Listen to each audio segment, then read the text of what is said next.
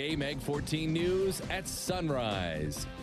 Senator Tim Johnson is still recovering one day after emergency surgery. A lawsuit is filed over the Taco John's E. coli outbreak. And usually one Christmas tree should be enough, but one South Dakota woman wanted more. Lots more. Those are some of today's top stories. Good morning and welcome back to KMEG14 News at Sunrise. I'm Sarah Tesla. And I'm Kevin Jacobson. Thanks for waking up with us on this Friday morning, December 15th. And TGIF. Happy TGIF, rather. Happy TGIF. It is Friday, and for us, it's Donut Day. That's right, Donut Day, payday. Payday, a little bit of everything, not too bad. Chad's at Sarah's Candy this morning in Sioux City showing us some different things. He showed us a nut tray earlier.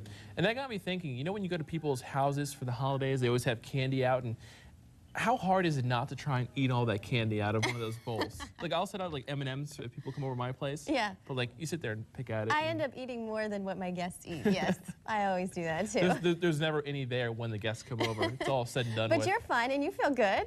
That's what counts. And Katie's full of weather this morning, just before 6:01. Your weather on the ones with meteorologist Katie Ferrier starts now. Talking about food, I'm hungry too.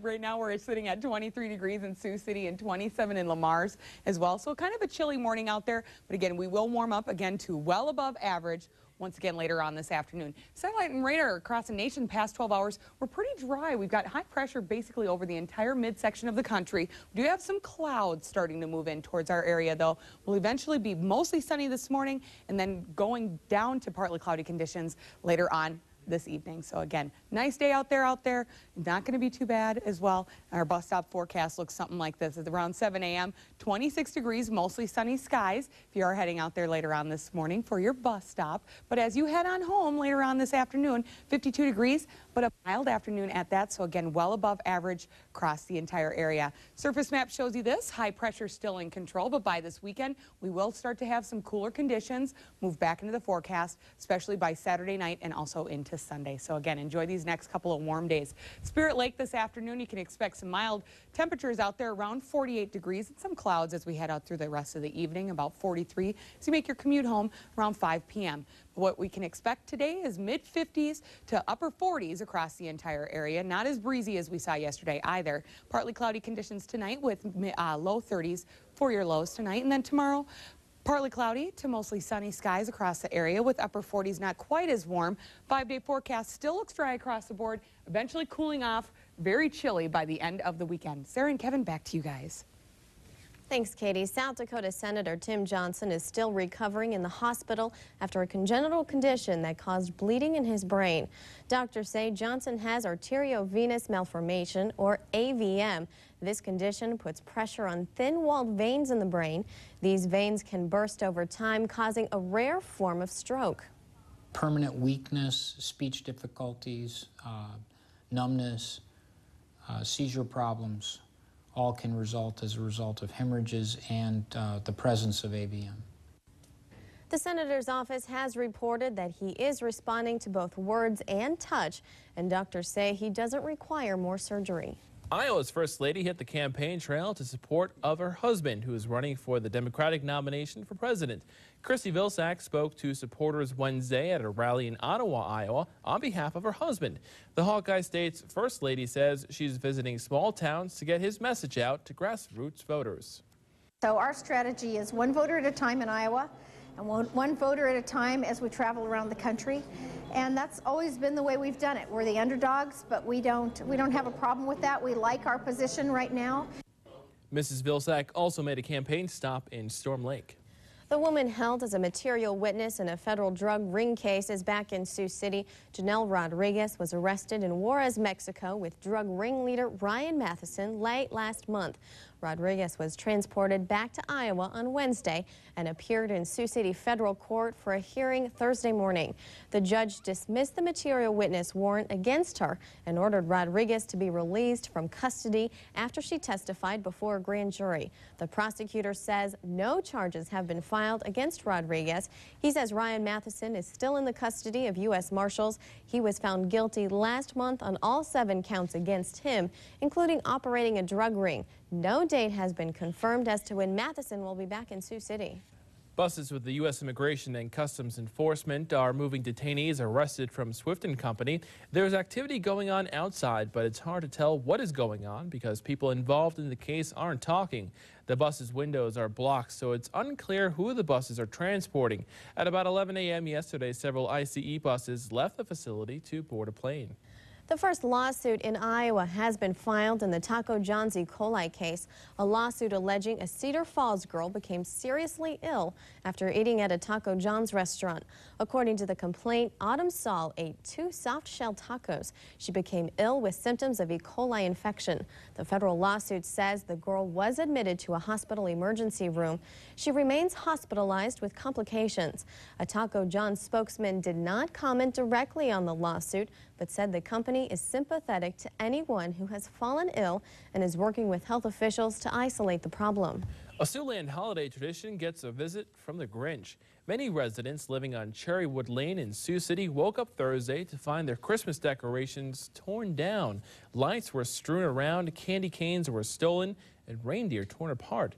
The street is known for winning the Make-A-Wish Christmas decoration contest for the past couple of years.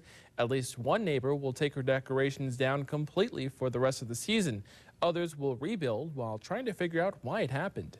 I think it's horrible that people would do that, especially during the Christmas season. Kraus says this is the second year in a row the street has been vandalized.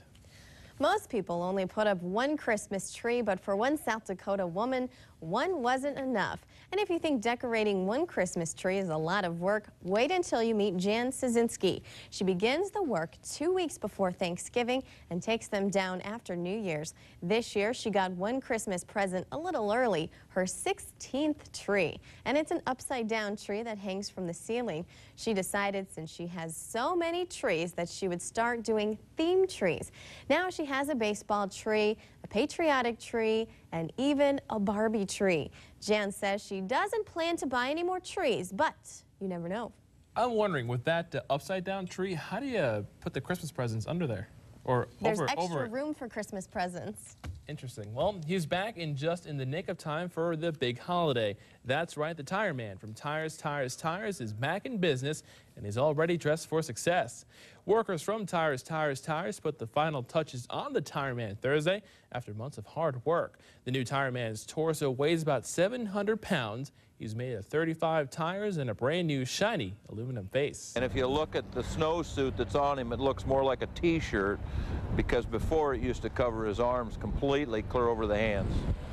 The manager says the Tire Man will have a new Santa outfit next year that will fit his new physique. Now I'm wondering, with all those tires and standing like this, does he ever get tired?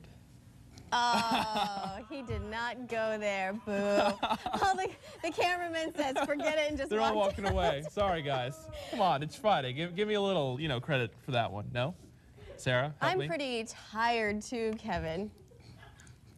Coming up on your hometown news, it's time to get out those Christmas lights and decorate. Your seasonal spread could land you right here on KMEG14. Moving on. Plus, we'll have this weekend's movie previews a little later on. KMEG14 News at Sunrise with Sarah Teslaw, Kevin Jacobson, meteorologist Katie Farrier, and Chad Petrie. Not all loans are created equal, and neither are banks or credit unions. Northwest Iowa Credit Union in Lamar's feels there's no loan too large or too small. Whether repair on your lawnmower, braces for your kids, or financing a home or new vehicle, Northwest Iowa Credit Union will give you fast in-house approval and will work with all credit histories. And because we are member-owned, we can offer rates that banks cannot. So give us a call today and let us say yes to you. Z98 is Sioux City's best rock and roll. Home for the Bob and Tom Show. Z98 from the latest to the greatest. Keep it locked on Z98 for the 10 at 10. 10 in a row from your favorite bands. Commercial free. Yes. Listen up. Z98, home of the no repeat workday. Bob and Tom in the morning in all ways. Sioux City's best rock and roll. Selecting the right coffee to brew each day makes all the difference to one Siouxland organization.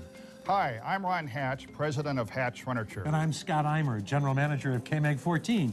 We're here to tell you about Jumpy Monkey Coffee. And Opportunities Unlimited.